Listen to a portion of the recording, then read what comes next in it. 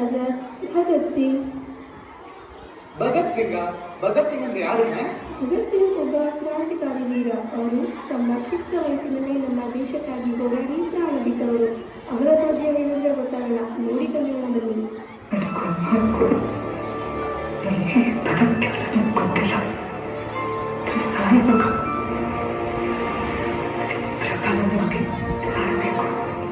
Powerful people come from powerful places.